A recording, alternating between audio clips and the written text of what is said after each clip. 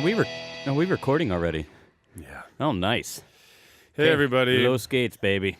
This is your podcast for February the 9th of 2019. Yep. Jared Ice and Michael Pegger here from Sex, Drugs, and Opera. Coffin fuckers here. Coffin fools. We just finished a week of doing this first live event, and we both held off being sick until The day after. the day after. That's an old song. An old good song. Oh, it's early Saturday morning. This is the first time I think we've ever recorded a podcast on the day we're going to release it. We're releasing it today, too. It's today's podcast day, Oh, man. my God. It's Saturday. Today's podcast day. And it just had to end up like that. We had to go to the theater last night to get the footage of everything we filmed. It was 200 fucking gigabytes. Oh, God. And it took, like 2 hours in the end? Something like that, but we just got to sit transfer? at the bar. Yeah, we just sat at the bar, and I think we started the transfer shortly after 11, and I think a little bit before 1. Yep. It was finished. 2 hours to get this information on my computer. It was cool, though. I liked it. It was like a drug deal. The guy that filmed our stuff was DJing at this bar, and You come in and say, you got the stuff. I went in behind the DJ booth, and he handed it to me under the table, the hard drive. It's and I went in happening the back during room. fucking strobe lights in the background. And Yeah, it felt like a scene from some sort of Keanu Reeves movie or something. It was good. Follow the right white rabbit, dude. Yeah, but we got that stuff, and then Mike and I, had some drinks, got home late last night, got up early. Cuddled and got up late last night. Old Pegasus is over here bragging that he gets up with the sun. I did get up with the sun and then went back to bed because someone wasn't up yet. I'm like, fuck this. Did you come check on me? No, Yeah, but see? Maybe I was- I didn't. I knew you'd be like wandering around or messing with my shit if you were up already, That's true. I'm as you tend to do. So, as you may or may not know, listeners, we got done doing a week of filming at Staatstheater Darmstadt of their production Un ballo in maschera. And it would be a goddamn shame and a goddamn waste if we did not discuss that opera on this podcast. Right. Last time we did drugs, and now we're getting back to the opera. So, Ballo and Mascara. I got Good stuff. Oh, my God. We're doing no beer today. I'm sorry. We're just going to be upfront about that. Yeah, it's going to be, as a matter of fact, the beer bottles from last time are still here. Yeah, The actually, fucking hell. And I realized we did the fucking hell, but actually we never mentioned this one because the podcast yeah. glitched last time. Oh, that's right. And so actually... So this is a German brewery. Also, it's called Hopfenstopfer, and this is like the Marilyn Monroe version, but it's not Marilyn Monroe. It's this little redhead doing the thing with the skirt. So still good, still good. So Maybe they mean what was the Monroe that what? the president? Which one? What was his fucking name? The President Monroe? Yeah, That's your world, man. James. There was a Monroe president, wasn't there? Maryland? Nah, yeah, don't know, fucking man. Maryland. That's your world, man. Man, I'm sorry. I can't remember. That's your world. It's too fucking early. Yeah, it's really early. We got up early because I have to spend the weekend editing this shit. So we can't both sniff in the mic, man. We gotta get off mic. So by the way, sponsors, we're gonna record a sponsor podcast in the sponsor section for you. So go check that out. We've got some new donors. We can't mention their names yet because nothing's official. But man, this guy's helping. Yeah, Love 'em. Yeah, so, God, I'm fucking slow today. Yeah, I don't know. Go to our Patreon page and help us out. The sponsors that are helping us out, sorry we've been slow with the extra content, but this live event took all of our time and energy and will continue to do so for a couple days. But we haven't forgot about you, and all the big stuff we've been doing lately is thanks to you, so thank you. So, Mike, you want to get into it here? Yeah, let's do it. I think this is somehow at the same time the podcast we've prepared the most for and the least for.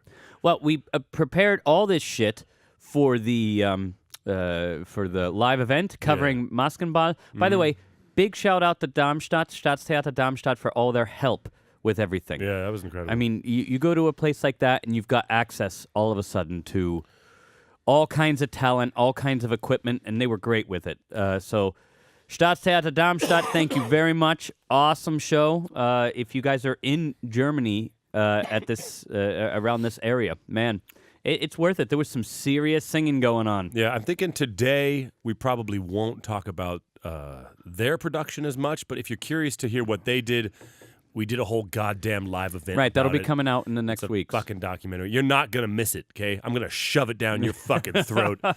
But today we're just gonna. That was a very fake laugh you gave me. No, it was real. It's genuine.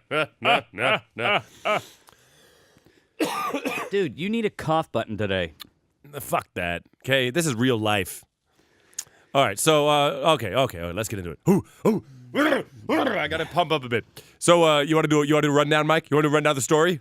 Well, let's first talk a little bit about the history. No. Let's do the story first, and then we'll do the history. You sure? All I wanted to say is Verdi was dealing with a bunch of censors, and I know what he's like, what he feels like right now, because I've been dealing with fucking censors recently.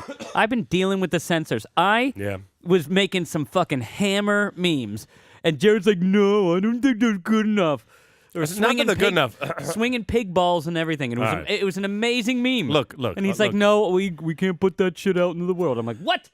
Censorship. Mike is the golden goose of memes, but he's got to be tamed. Reined in every once in a while. Mike makes gold, but in order to achieve the gold memes, he's got to make a lot of stuff in both directions. And sometimes Mike crosses the line. I did not think that was crossing the line. That was already a meme that was out in the world. It's not like I found that video. It being a meme in the world does not justify anything. I've seen the most horrific memes ever. Point well taken. Okay, it was a video of a pig walking with giant fucking balls.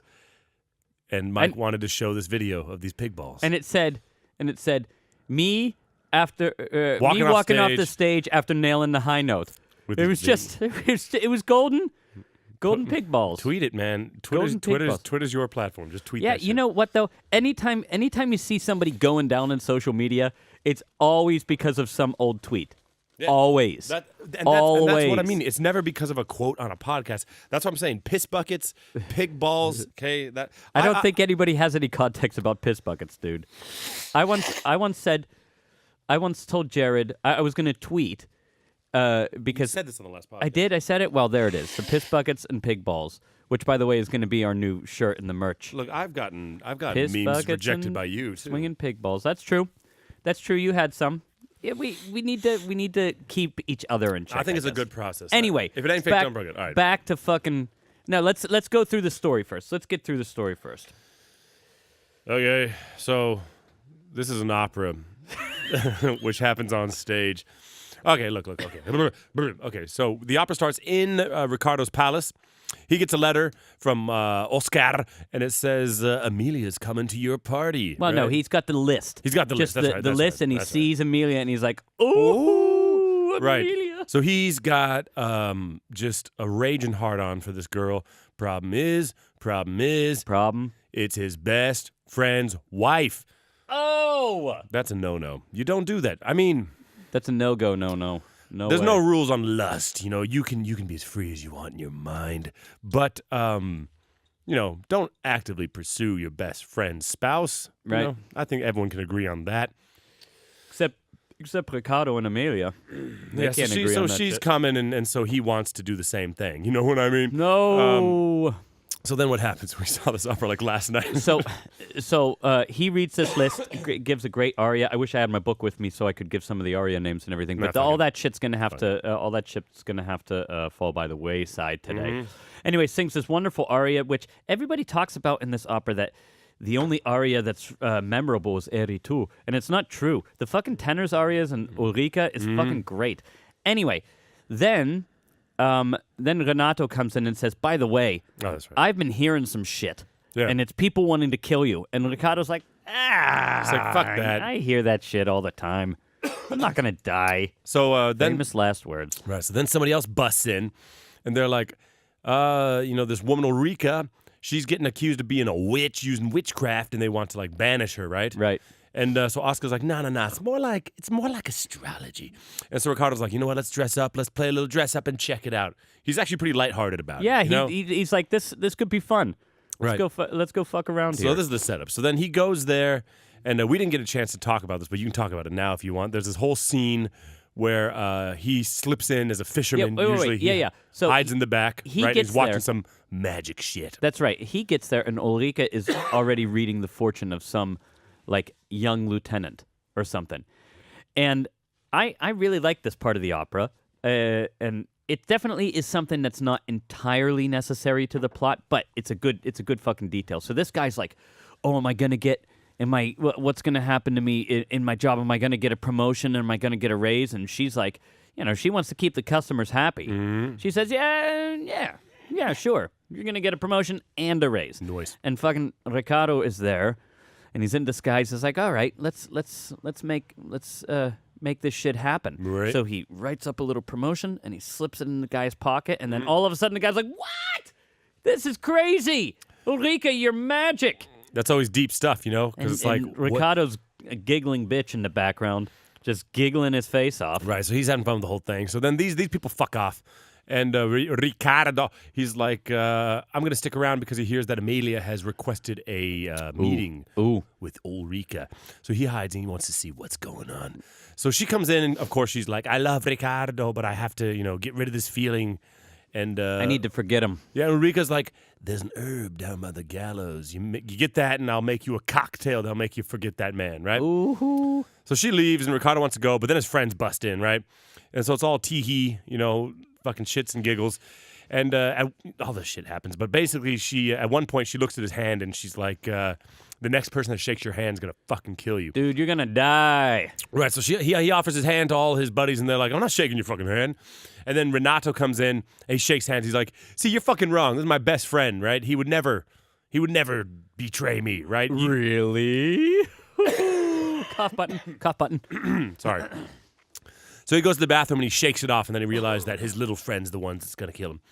So Renato shakes his hand, and so he's like, you're not a fucking witch because you don't know shit because it's my best friend. All right, so then in the opera, he says, nah, you can stay. Whatever. You can stay. You're harmless. You're harmless, right? Ricardo's not doing shit. Right, so anyway, then we're down by the gallows. Amelia's looking for this herb. It's midnight. Ding dong, ding dong. Act Classic 2. Verdi. Act 2. Right? Act 2. Yeah. Is it the beginning of Act 2? Yeah. Okay. The end of Act 1 is the scene with Ulrika. Okay. And so she's down by there, and he, I love you, and I fucking love you, and this stuff. And so this is when she was. Did you mention she's looking for the herbs down there? She's right? The herbs down by the gallows, looking for the herb to make the cocktail to forget him, and so it's all symbolic and shit. But Make the cocktail to forget that cock and tail. Woo. So Renato pops up, and he's like, "Yo, some people are trying to kill you." And he's like, "All right, I'm gonna go, but hey." Take this woman back to town, but don't look under her veil, right? Renato's such a good guy. He's like, I got you. So he's walking her back to the city. I think I would recognize my wife even under a veil if I'm walking with her. Yeah, that's classic, like opera. Like also at a masked ball and shit. Like if you cover someone's eyes, like if you walked in here with a mask over your eyes and nose, I wouldn't be like, "Who are you?" Right. I would fucking be like, "Mike, what are you wearing?" I mean. There's a little bit of suspension of belief that you got to do with opera. Yeah, in fucking Barber of Seville, people were like coming in dressed up as like a little priest or a little music teacher and stuff. And everybody's, who's this guy? Like if you walked in here in a wig, I would just be like... Come in, stranger. Have we met? Anyway, so the assassins come up and they see Renato and they're giving him shit and he pulls his sword and in the scuffle, her veil falls and he sees its wife. So he's like, we're all gonna fucking talk about this at my place over Fruit Loops tomorrow morning at breakfast. So he tells them to come over, right? Why Fruit Loops? That's a weird choice. Because I want Fruit Loops, man, but it's hard to find Fruit Loops in Germany. Actually, but they have Fruit Loops, but it's not like the artificial flavor. It's like these natural fucking organic. Fuck that. I want chemicals. I want that cancer fruit loop. Me too, Toucan Sam. Me too. Follow your nose. I want it to be the milk.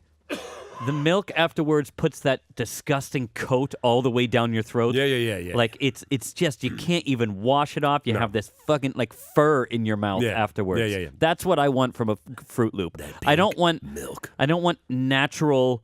No. Like natural not fiber. Real fruit. Not real fruit. Nobody wants to taste a real fucking strawberry, all right? Right. You want that strawberry flavor that's actually not strawberry flavor. That's right. Like blueberry flavor is not like fucking strawberry blueberries. milk. They're not grinding up strawberries and putting it in the milk. That's beaver asshole.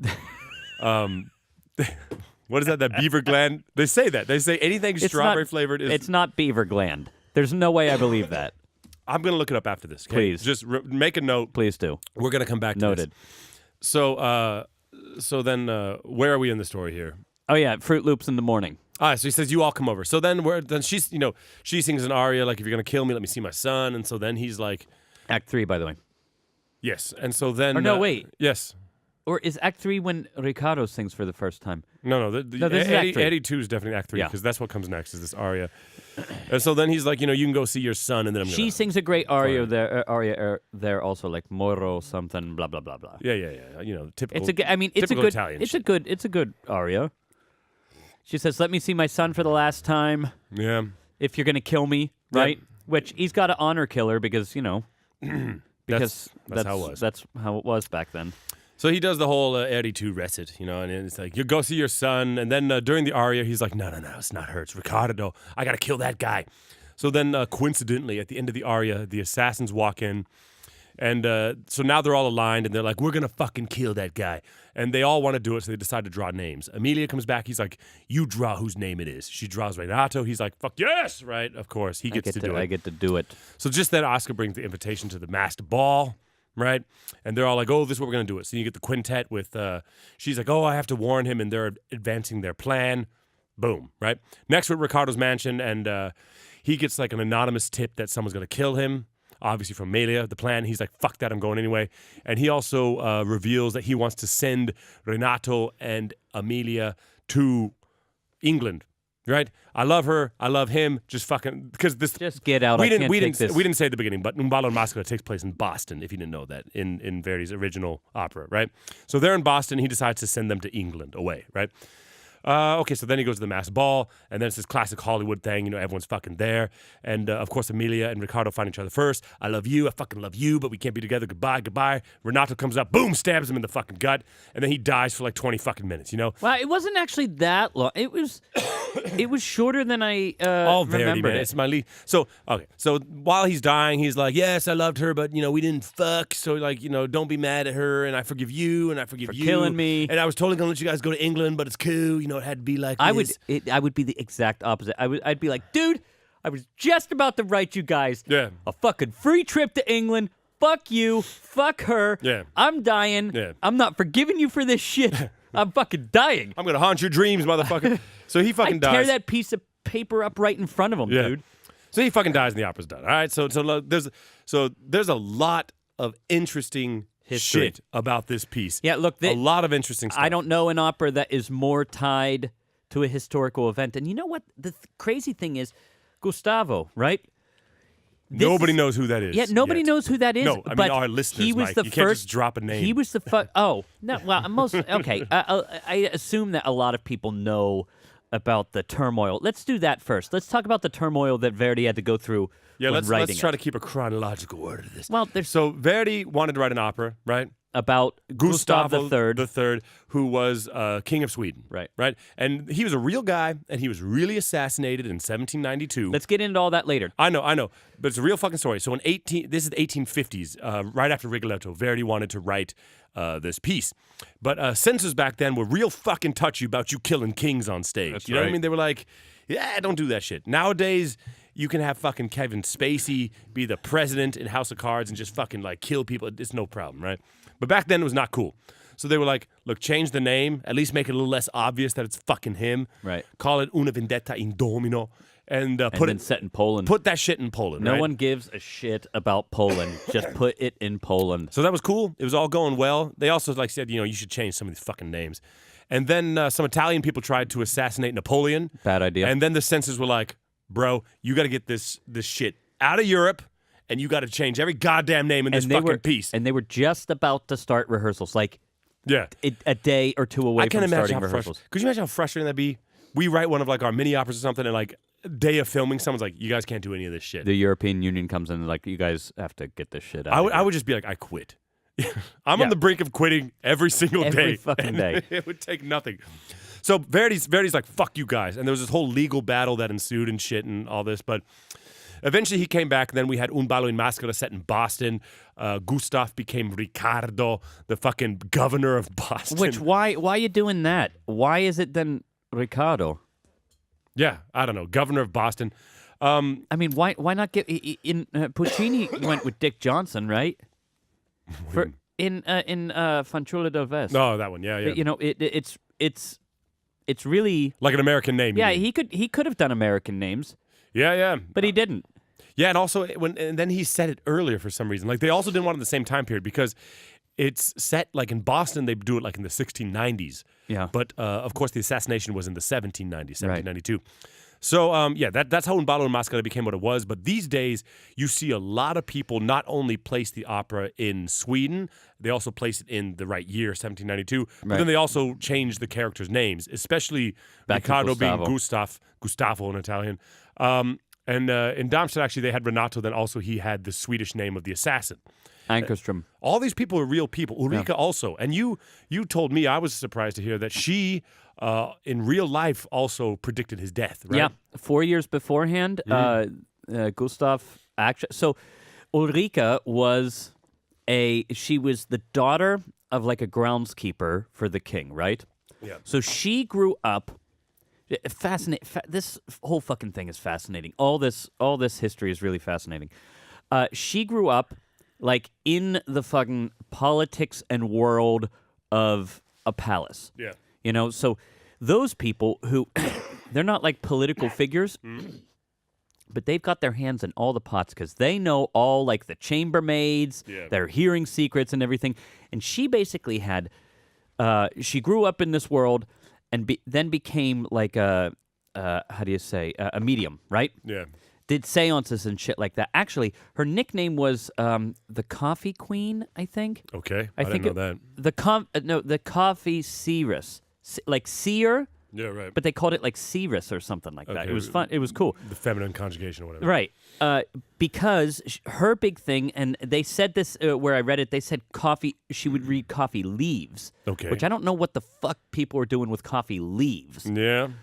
Maybe they meant coffee beans. I don't know, but coffee leaves. That's how she became known, right? Okay. And basically, she would make these predictions based on all the inside information that she had. You know? Ah, yeah. So she has all these people coming to her and saying, "Yeah, this person's fucking this The original person." David Blaine. That's Yeah, right. yeah. That's right. Okay. Fucking phony, but she's making predictions. Okay. Now, Ricardo came, or fucking Gustav came Right. with someone to her, and she predicted, "Oh yeah, you're gonna get assassinated." This was 4 years before it happened. Now She this must have had wasn't- some inside information, Yeah, huh? not really. I mean, they questioned her after he was assassinated, but he became pretty fucking unpopular for a while. Yeah, I mean, there was a And- three-year war he had with Russia leading up to this that people weren't so stoked about. You know, like Right. he was on the decline. I mean, you could have made that guess. Yeah, exactly. That's not a stretch. I don't think it was the war that did it though. So No. he- But I mean, there was a lot of interesting political shit going on definitely. leading up to his assassination. So, what I was going to say earlier was, people don't know who he is, but he's the first cousin of Catherine the Great. Okay. Fucking crazy. Yeah. He was in power with fucking Leopold, the one that, the Holy Roman Emperor in Germany. They actually, at one point, whenever he was deciding, okay, so complicated history. Like I think I gotta go back a little bit. I gotta fucking rewind. Just take us with you on the journey. All right, Mike. here we You go. like to jump around. Here, I know that's why I'm gonna try to not jump around so much. So, he was the king.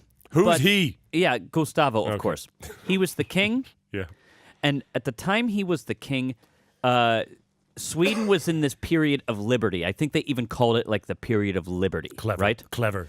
Because their version of the of like Congress Yeah. had gotten a lot of power, yeah, and they were making decisions. And he had this coup, right? He came into power, like his real power, because of this coup that he did, right? And when he did that, he took a lot of power away from the Congress, Right. which I think they called it the estates. Okay. Right. He took a lot of power away from them. And people would look at that as being, it's complicated. You would say, like, oh, what, he's like a real dictator. Well, yeah, but the other thing he did was he also said, I'm going to open government up to the commoners. Yeah. Before that, you had to be a nobleman to make it up into this Congress, right? Right. So, yeah, he took powers away from the Congress, but he also said, I'm going to make it so that any commoner can become a member of government, which was big. So it's like this weird balance, right? Yeah. At the beginning, then, so he was sort of lauded for that. Yeah. But he was losing a little bit of popularity. So he's like, I got to go to fucking war with somebody. Yeah, right. So he fucking complicated as shit. Sweden, for the longest time, it was Denmark. It was fucking Denmark and Sweden were always at each other's tits, right? Just fucking fighting all the time. He married a girl from Denmark, and that sort of solidified power. But when this whole thing happened, and he was losing popularity, he's like, man, I got to go to fucking war with somebody. Who can I go to war with? And of course, Denmark is who comes up, right? He wants to go to fucking war with Denmark. Goes down to fucking Italy for like this trip, right? And these spies from Russia are intercepting his correspondence about making fucking war plans, right? And Catherine the Great is like, we think this is about us. We got to fucking prepare for war. Right? It's not about them, but we got to fucking prepare for war. And so she had all her spies down there, and he's fucking like talking to Leopold, and Louis XVI, by the way, is also right there. All these political figures from history that you fucking know are there and happening, right? So when he goes back up home, he's like, oh man, we're like on the brink of war because they think I'm going to war with Russia. And you know what he says? He's like, fuck it, let's go to war with Russia. Not too long ago, they lost some territory to Russia, so they fucking go to war with Russia. They have this big naval battle. Sweden wins, and Russia sues for peace, and nothing changes. They didn't gain any territory back, nothing like that, right? Meanwhile, the whole time at home, because he's worrying about this fucking war with Russia, these noblemen are getting pissed because they're losing power right and left because He's given some to the commoners, but he's really taking most of it for fucking self, right? And this conspiracy is fucking happening, baby. The conspiracy is happening, and the Tommaso and Samuel, Tom and Sam, those conspirators are also they're real from the fucking opera. people. Yeah. They're real people. And then Ankerstrom, the Renato, exactly. He was also a real fucking person and was like a lieutenant or something in the military and always kind of revolutionary, right? And this Sam and Tom, they're both noblemen, and they say, well, maybe we can get this guy on our side, and maybe he can fucking do it, right? So, honest to God, fucking Gustavo, who was, by the way, a big patron of the arts, is the one who founded the National Opera House in Sweden. Man, you're just letting me go on this. Well, it's not a conversation. You're soapbox. I can't get it. I don't have this information. Anyway, go till you're done. So he, there's this fucking masked ball that's happening at the opera house, right? And he's psyched for it. He's fucking stoked for it. And no joke, he gets a letter that warns him you're going to be killed. But Well, I didn't know that. he's been getting this, and it had nothing to do with Amelia because, she didn't really fucking exist. No, yeah, the love interest was made up for the opera. Yeah. You got to have that. You got to have a love gotta have interest that in in an the piece. opera. Although I think this story is more fascinating. I think this story is fucking awesome. Tough to condense into 2 hours, though. Yeah. So he says, "Fuck this, I'm going." Goes to the opera, and basically as soon as he's there, those three, right? The fucking Samuel, and I have my notes. I don't have my notes anywhere. I remember the real names of the people. Yeah, it doesn't matter. I don't remember the real names, but I wrote them down. They show up, and they're in black masks, just like assassins do. Yeah. If you're going to be an assassin, you might as well be wearing these black masks. And then the one guy, I think it's Sam's equivalent in real life. They kind of go into the fucking king. They surround him, and he says this. This is awesome. He says, "Bonjour, beau masque," Yeah. which means like, "Hello, beautiful mask." Right. Right? Who says that? Sam's equivalent Okay. in real life. He Yeah, goes yeah. up and greets him with that, and then fucking Ankerstrom comes and shoots him in the back. Nice. Right? Nice. Which, it was fucking chaos, so they didn't hear it right away, but then fucking... I think when Gustav was shot, didn't he say, I think he was like, arrest that man and get me out of here. They shot me, bitch. So, and he didn't die like right there. I think he actually survived the assassination. But 14 days later is when he then died. died from like the wounds. Or Yeah, something. they couldn't get the ball out of him. They couldn't get the bullet out of him. So he was dying, and it was doing this whole thing of, like, how long do I have, Doc? Tell me, Doc, how long do I have? I mean, yeah, Fucking died. and I think also in Verdi's original story, I think he was getting pretty close to like a lot, because that is an interesting story, and that's a real piece of history. And, you see these Hollywood movies, it's always, like, based on a real story. That somehow makes it more interesting. And that's Un ballo in maschera, that's based on a real fucking event. Like, these are real goddamn people. You know what I mean? And the fact that it had to go to Boston, and the fact that it had to be called Un ballo in maschera, whatever, the story's still basically the same. Yeah. You know? I think it's really cool, though, to know the history behind these characters, who these people fucking were. Because they're real goddamn people, Actually, the place, so Ankerstrom ran away. This is a really cool tidbit, right? For some fucking reason, and they say this in The Godfather, right? In The Godfather, when Michael kills the fucking police officer, the police chief, and do you know The Godfather? Do you remember this? No. They go to an dude, what the fuck? They go to this Italian restaurant, and Michael shoots him in the fucking face, and the guy from the mob told him, you shoot him, you put your hand down your side, you drop the weapon, and then you get. Why drop the weapon? That's what I don't fucking get. Yeah. Take that, find the nearest river, throw it in the fucking river. You don't have any... but Ankerstrom kind of did the same thing. He shot him, and as soon... Oh, that's what the king said. They closed down the upper house doors, right? They said, nobody's fucking leaving, right? Ankerstrom, though, fucking got out while the getting was good, right? He left the gun there, which was a fucking stupid move, because what they did was they took the gun and then they visited all the gunsmiths in the town.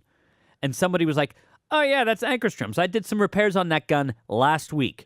He said I need it to be good. Right. And that's how they got him. Oh, really? Okay. So they found him the next morning, and he's like, yeah, I did it. Yeah, I did it.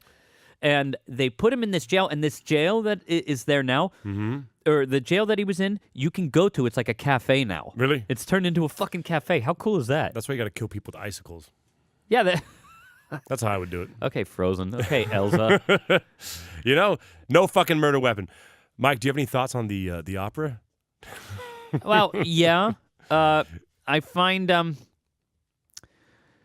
I don't know. The love story's fine. Yeah. The love story's fine, but I really kind of wish it were a political story. Yeah. That's obvious. Yeah. It was fucking. It's a good story. Yeah. The fucking music, dude, is way underappreciated in the opera world. I know people. I mean, it's not like it's an unknown piece. Yeah. But, everybody, one of the most performed operas in the whole world is Traviata, and I don't understand that shit compared to this piece of music. we talked to the general music director after the show, and Mike asked him a really interesting question. Mike said, why do you think this opera's not done more? Because, yeah, you would think it's the music and stuff or whatever, and this guy said that it's a hard show to cast. Yeah. And that's his job. That's what he's doing. He cast the people in that show, you know? And yeah, it is tough to find a Renato, a Riccardo, and an Amelia, and Ulrika. It's really hard. Traviata is a hard thing. It is a hard opera, but there's a lot of people singing those roles. That's right. But like Renato, for instance, it's a tough sing, but also that's a tough act. You got to find someone who is honest and trustworthy and the friend. Because Renato represents like just pure honesty. Yeah. But then in one aria he has to transform to a murderer. It has to be believable. Riccardo, you need someone who's kind of like you need a fucking spinto. You need someone who can mature throughout the piece.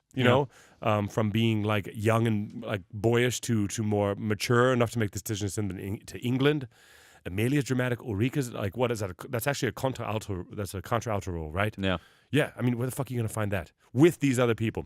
Yeah. So I think that's probably why it's not done so much. And it's a big show. You got a big chorus. You need to make a fucking masked ball. And how many scenes are there? They're at the Riccardo's palace. Then you're at Ulrika's place. Yeah. And then you're at the gallows with the herbs. Then you're at Renato's place.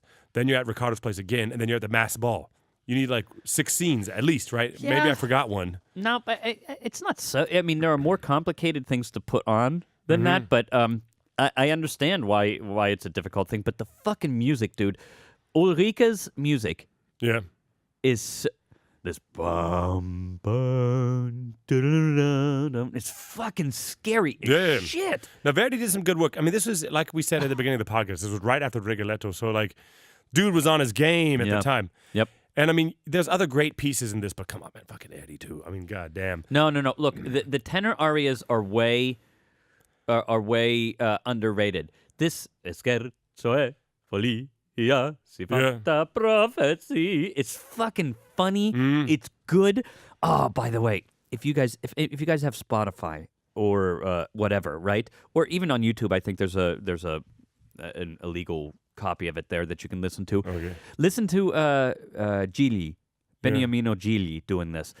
Because he laughs in the mid. So, do you remember this the aria from when we watched it the other day? With the Act 1 aria?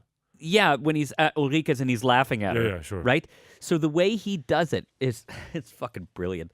So he's just saying, like, this is a fucking joke, right? And it goes da-da, da-da, da-da, da-da, like these really sort of separated things. And what he does is he laughs in between them. He goes, right? So Yeah. he fills these spaces with this, like, sort of musical fucking laughing. Okay. Which is brilliant. That's so old school, cool shit. Yeah. You got to hear him do it. It's the sort of thing that people don't trust themselves to do nowadays, and they should. Yeah.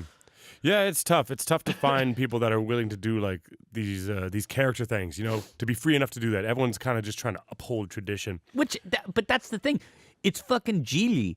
Yeah. That's if he's not showing us what tradition is, then what the fuck is, you know? Yeah, but people back then weren't doing tradition. They were interpreting the music as like an art form. You know what I mean? Well, heaven forbid. That's what I mean, Heaven though. Like, fucking forbid. like he didn't do it because someone 30 years before did it, but Maybe. now everyone maybe, but like. I don't know. With those old recordings, I just feel like there was more freedom than now. Now you have to fucking play to the standard. Right. You know what I mean? You have to. But Fuck that. yeah, I mean, it became Un ballo in maschera, and I don't know. It's a cool fucking name. I like Un ballo in maschera. If it was called Gustavo III, you'd get less people in there. Yeah. You know, a masked ball. Is that actually what we call it in English? A masked ball? Yeah, guess Or is it so. a masquerade ball? It should be called. Well, that's what we say. is it But I ju- think yeah. I think when they translate it, we say masked ball. Yeah. Masquerade is really there's a number. There's some sort of musical number. Masquerade da da da da da da da. Oh, from like a musical. Oh, I don't from know. Phantom of the Opera. I Oh, think yeah? it is. I don't know, man. I don't think know. so. It's too early for that. I got no idea. You look up that and then look up beaver glands, asshole. No, that's a real thing. I don't need to look it up. I know that's how much fucking time true. do we have, dude? Oh, you want to go to the Hollywood? I guess so. What are we at here? Oh, we're about 40 minutes in. Oh, we don't have to do it yet. If We're you about wanted, 40 if you minutes got in. some shit that you want to say, I actually have to look up some fucking names. There are some people. Well, I just want to say know. I'm not going to plug anybody because I don't know. I feel weird about dropping names without like asking. But this fucking baritone we heard was really No. He said we could say it. Yeah. Fucking Sergio Vitale. Yeah, that dude. That dude. He's just dipping into this rep, I think. But one of the best Eddie 2 performances I've ever heard. Fucking good. I mean, because great baritones have sung that aria, and they always have like a little bit of like, you know, not trouble, but you can hear that it's a fucking tough sing. You know what I mean? Just with the amount of force they put behind it. But that guy made that thing sound like fucking Lita. You know, he made it sound like song. It was so fucking easy what he did. It was really Every dynamic you would want to do. You know, the high F, soft to big at the end did it. The high G, most people blast through that, and he shaped it. And colors. He blossomed into it. Fucking colors. I mean, the dude nailed it up there, and that's why you want to get out and see live theater. That's something that I was thinking throughout this week is I don't do enough of that because YouTube's amazing. When Mike and I were in university, there was not really YouTube like there is now, but you can see every opera on the internet. But this shit is meant to be seen live, and it doesn't have to be the Met. There's great singers at the Met, of course. There's great singers at Deutsche Oper Berlin or wherever you want to go. But goddamn, some of the best, most memorable singing I've ever sung in my life has been at just fucking normal theaters. You know, Yeah, absolutely. just normal people. Because in this career, if you're really, really, really fucking good, it doesn't mean you sing at the best opera houses in the world. They're totally not. I mean, It's a career. It's a career, and there's different ways to get to the top. But being good does not entitle you to sing at the best opera houses in the world. That's right. Some of the best fucking singing I've heard in my life has been at medium houses or like through the other side of an audition door. Yeah. You know? And this guy fucking rocked it. Everybody that sang actually was really good. Yeah. They had a good group of Verdi singers. Yeah, definitely. And Again, we're only mentioning that name right now because that's the person who I know would be okay. We interviewed him and he said, like, talk about me all you want, but yeah, man. Yeah, it was good. It was good. And the orchestra is always good. Orchestra never gets credit at operas. That's true. It's not a given that orchestras are good. Definitely not. But it was good music, man. What are you writing down over there? Ted Bundy? What does that say? No, dude. I'm just making sure that I'm ready for this. I wanted to make sure that I had the right names, and as a matter of fact, I had a last minute change. Oh, you're making last minute changes to the Hollywood casting. Yeah, definitely. All right. Well, you want to get into it? Yeah. Wait. One sec. Yeah. Let's do it. Let's fucking do this. Okay. Here we are. You haven't heard this music in a while. No, I can't remember it even.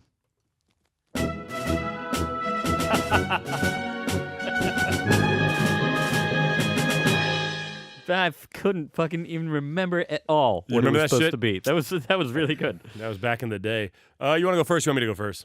Yeah, you can go first. So if you don't know, people, whenever we talk about an opera, we tend to cast this thing with Hollywood actors. All right. So the assassins, Samwise Gamgee and whatever, Tom, you didn't do those, right? No, I didn't do those. All right. So then we're just doing the big five, which Oscar's not that big, but Oscar's a strong, bro.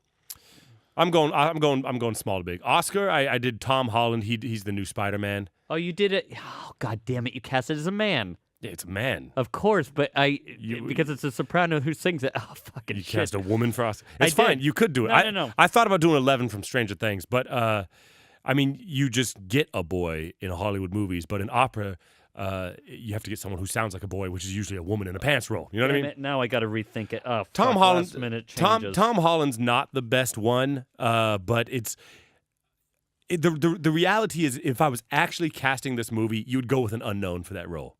You would find an unknown. You'd hold castings, and you'd find someone. You don't need to find there's no 13-year-old Hollywood stars. You know? Yeah, you need a 13-year-old boy. And it's not a big acting role. It's not a main role. You would just fucking find someone. So we shouldn't have even cast that thing, to be honest. Well, but I'm casting it now. Tom Holland Spider-Man is what I did. Ulrika, I went young with mine. With Un ballo and maschera, you could go old, which is also cool. That's also cool. Yeah. But I went kind of young. Ulrika, I did Helena. I never know how to say her name. Helena Bonham Carter or whatever. Yeah, no, good. I mean, I've used her a couple times, but she's just fucking it. Of course, you can go old woman. Of course, you can go old witch. You can go real witchy with her. Yeah. But if I was really making this movie, I would make them young. I would make them cool. And I would really, she's cool. I like her. Amelia, I went Jennifer Lawrence. Had to do it. J-Lo. Had to do it because Amelia, you need someone who, because Amelia she's not like these other Verdi women like Gilda or Des. Fuck, I'm blanking on this name. Desdemona. In shit, I'm tired. In Othello. Right? These pure women. She's not like that. She's fucking going behind her husband's back and shit. You know what I mean? So you need someone who is, in a sense, you have to feel bad for her when she's like does this aria about her son and stuff. You can't just be like, yeah, fucking cry, bitch. So you can't get someone who gives you. And Jennifer Lawrence does a good job of like. I'm down with that casting. That's getting her before that. Ricardo, I went James Franco. Okay. I went James Franco because you need someone who can like just be like, yeah, I'm gonna do whatever the fuck I want. Yeah, I got one for that. And he's got that smile. But James Franco also at the end, I think he could play like, hey, I'm sorry. Really good. Yeah. But you never need Ricardo to be like really mature, That's true. And then Renato, you got, I don't know if you'll know this guy, James, and then his last name, I never know how to fucking say, McAvoy, how the fuck do you say it? He's in the movie Split. James. Hold on, I'll look him up. McAvoy. James MC. Mick, and then AVOY. Oh, yeah. Oh, dude. Because, I don't know if you saw Split, people, but fucking see it. Because this dude plays like 20 different roles in that movie. I haven't seen it yet, but he's really good. But because Renato, you need someone who is truly, truly trustworthy and the best friend. And you would never, and because the point is this, like we talked about, when he shakes his hand and he's like, my best friend would never kill me. It's best if you actually believe that, you know? And I think he could play believable really well, but he could then fucking turn. Of course, becoming evil would be no problem for him. And so that guy plays turning a role from one thing to a 360 really well. Or a 180. Sorry, people always misuse that. Yeah. All right, Mike, what do you got? Like you did. That's fucking What'd you go? You went... Okay. I went Oscar, then I did Renato. Because Renato's the big role in this opera. Yeah. You know? That's true. Okay, then I'm going to go small. I had to recast the boy at Oscar at the last second. And you gave me inspiration. Yeah. I went with the curly-haired boy from Stranger Things. His name is Gaten Matarazzo. Which curly-haired boy? The You one, know. The one with the overbite? No, he's a bigger boy. One of the young ones? Yeah, one of the young ones. You got Will? I don't know. He has like curly fucking hair and he has like a speech impediment. Yeah, that's what I said. He's got like an overbite or whatever. That guy. I don't know if he has a fucking overbite. I don't know. I'm not a fucking dentist, man. Okay, I know who you're talking about. I thought his name was Dustin something. Are you sure you got the right kid? Gaten Or no, wait, Matarazzo. that's his name in the show. No, that's his No. name in the show. You're right. No, that's him. That's him. Okay. Which Gaten? What kind of fucking name is Gaten? Gaten. Gaten? That's his fucking name. Okay. I think so. Wait, let me see again. Hold on. Did you get in? Yeah, I got in. That's terrible. Let's see here. I almost just drowned. Yeah. Quit deep throating that mic over there, Mike. Yeah, Gaten. Look at him. Look at him doing that finger point at the Oscars or something. I hate seeing kids in tuxedos. Honestly, Babies in tuxedos is all right, but like if you're 10, it's like you're not. There's no way you're invited to something important unless you're like a prince or something. Have you seen Orange is the New Black? No, just keep going. No, that is so. Oh, that that's is your segue. That now. is Okay. my Ulrika. Okay. There's a person. Her name is Uzo Aduba. Ouzo, Yep, like the drink. Uzo Aduba. Isn't there an alcohol called Ouzo? Or am Yeah, I look, crazy? that's her right there. I know her. And I know her. she's fucking crazy in that show, Ulrika. right? That's a good one. I was looking for someone like that. I was thinking.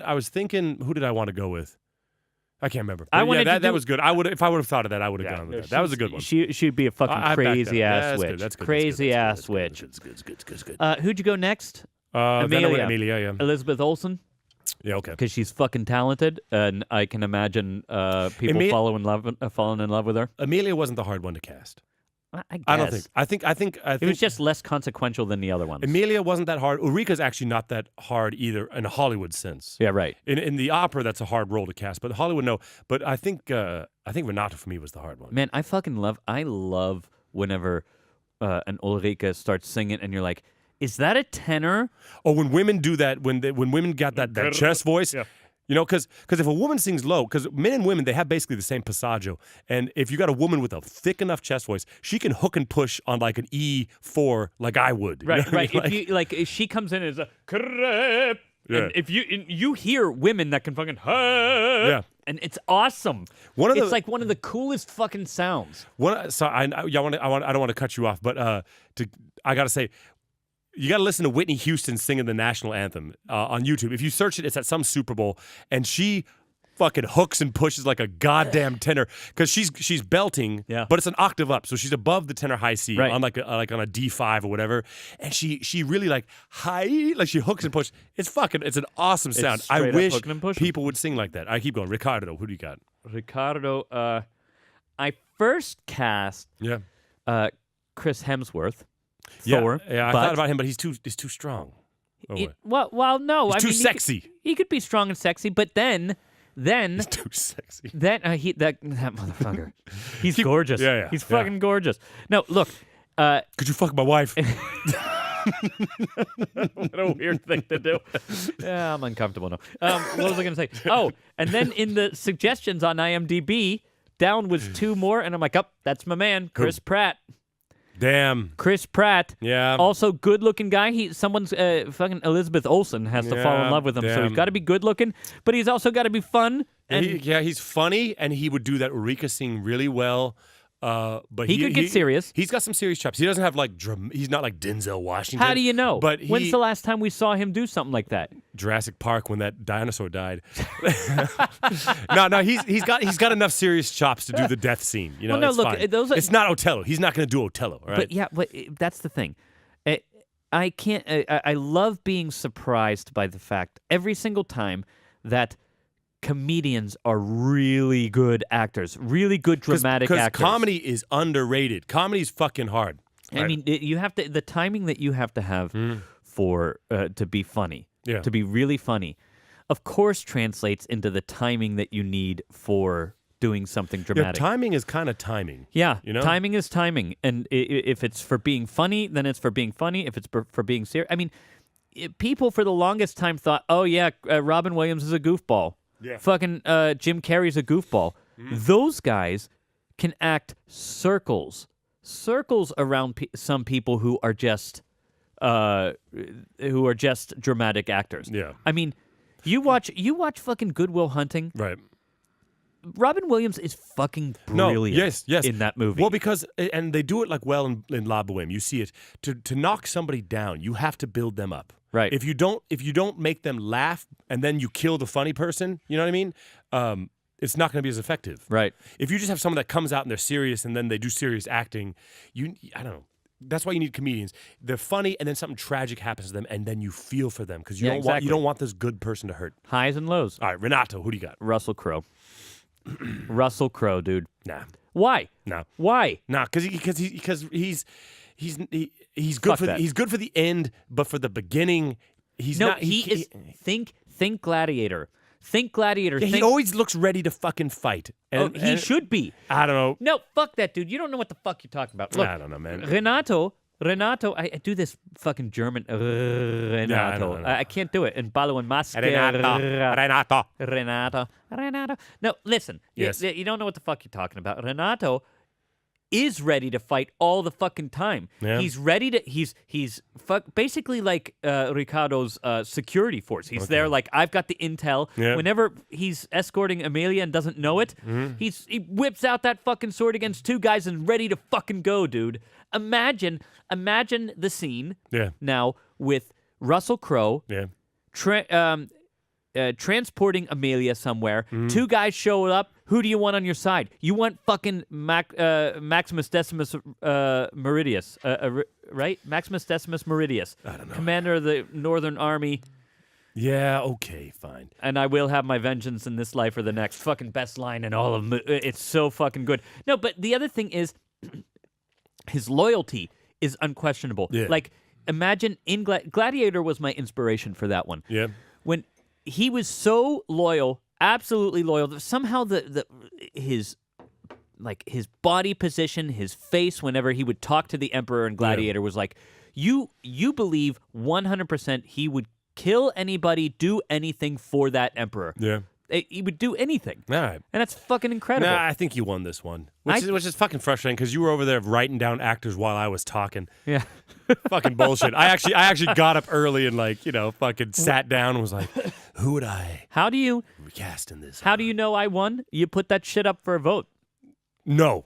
Absolutely, dude. Yeah, I would, but I'm too fucking busy. Dude, you got then give it to me. No, I'll you got fucking do it. Twitter has way better voting capabilities. No, we don't have anybody following us on Twitter yet. People actually interact with our stories. Well, because we don't plug it. Twitter. Mike's tweeting Sex, Drugs, and Opera, okay? You find us on Twitter, Instagram, Facebook, okay? Dude, you got to put it on Instagram. Go to sorry. sexdrugsandopera.com. Go to Patreon. Get access to that extra content. Sponsor us. Help us out. We should get on Snapchat. Why? Dick pics. Dick. What do you mean, why? Why does anybody get on Snapchat? Sunday morning dick pics. All right. Dick pics, baby. I think that's it, huh? I don't know, dude. People just need to start knowing this opera a little bit better. It's so good.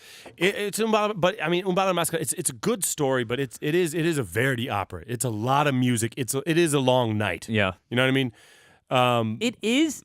Look, I hate this fucking trend of. You have to only have one Pause. Yeah. Give me 2 pauses. Yeah, If that's there's what I an thought. act, I would have thought that.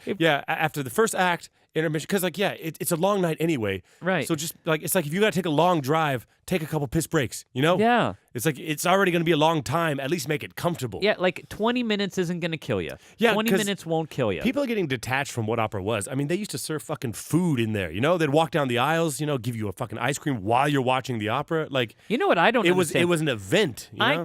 I had a hard time making it through this fucking opera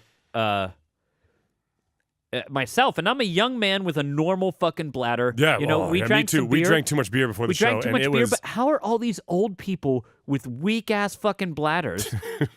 You know, Your bladder's weak, motherfucker. are they just wearing Depends and just pissing themselves in the opera house? I don't know, man. Is that what's happening? I do not know. I almost pissed my pants. Yes. Yeah, me too. I was sitting right next to you. It's just too long to go without a Well, piss I break. think they're not drinking beer. I think that's your mistake. When I watch Wagner, for instance, I really consciously drink like vodka and espressos. You know, I don't put any liquid in my body because I know I'm gonna have to fucking sit in there for 3 goddamn hours Yeah. before I get a break. Yeah, I don't know, man. But I think back in the day too, you were kind of. I mean, German opera houses are smaller. American opera, I think a lot of these trends come from these big opera houses. Yeah. Because you got so many goddamn people, you have to be really quiet, you know? But in a small, like in Oldenburg, like this 500-seat house, Yeah. you could fucking cough and leave and you could still hear everything, Yeah. you know? And in those small houses, they should let you just get up and fucking leave. But Mike set a goddamn world record for the longest time to open a goddamn piece of candy. Curtain goes up. 2 seconds of the show, Mike has this like gummy, like ginger thing, and for like 10 minutes, just rip it off. All right. No, it would stick because you know the gummy ginger thing. You put it in your pocket and then it starts. It gets warm. It gets warm and then it's sticking to the sides. Dude, you open one too. Yeah, but I just did it. I think if you're gonna do it, just fucking do it for 5 seconds. They literally make an announcement saying at the beginning, "Open your fucking candy beforehand." Do they? And I understand now. So you just forget that shit. I'm not Open going your to eat any candy candy. The music starts. You're like, "Fuck, I need some candy." All right. I turn into a child at Halloween whenever that curtain goes up. Just gotta fucking open it. All right, everybody. Hope you learned something about ballo and maschera. We're going to launch this live thing later this month, so check that out. It's fucking free, so why wouldn't you? Yep. And we'll see you in 2 weeks. See ya.